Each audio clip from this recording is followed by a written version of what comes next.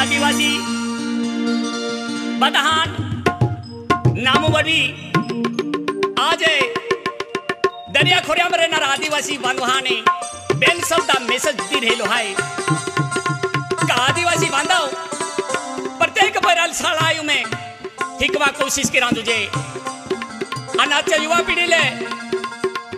मां विनंती आहे कि बुआ होरो हाय ओ होरो छोड़ी द्या ओ होरो एक जहर हाय त्या खातुरे विनंती की नाखो का होरो छोड़ी द्या मान आशा हाय का आदिवासी आजच्या युवा पिढी या बेन शब्द मेसेजूले जरूर जरूर है म्हणजे ध्यानपूर्वक उनायली अरे या समाजा में आदिवासी कुल देवता यहाँ मोगी माता आज आरती भी रहली हाय हिना। हाँ नामू दादा हाँ ते अपो 2015 सालू में का अपो बीजो सेट हाय ते की रमेश सेट हाय ते मधु सोंगड्या पार्टीले आनंद केसट रेकॉर्डिंग कराली गेलो हाय आणि त्याचप्रमाणे मधु सोंगड्या पार्टी में कलाकार केडो केडो हाय का ते की जे अपो नामू कुमार हाय ते की जीतू कुमार हाय रवि कुमार हाय आणि अपो आदिवासी रोडली सुनीता कुमारी हाय ते की जे सपना कुमारी हाय हिना कुमारी हाय चांदी कुमारी हाय आणि सोंगड्या केडो केडो हाय ते की जे कृष्ण मामो हाय गया मामो हाय विजो गांडो हाय आणि तबला मास्तर आहे अपो आनंद सावरा हाय आणि ते की जे अपो पंकज कुमार हाय नाटावडकर आणि अपो रेंता वलवी भी आलो हाय का ते आम्ही मधु सोंगड्या पार्टी यहाँ मोगी माता आरती शुरुआत भी रहली हाय ते चाल अपो भी यहाँ मोगी माता आरती शुरुआत केरा काय वांदो नहीं ना जाते आपो यहाँ मोगी माता आरती महाका आरती शुरुआत भी रहली हाय।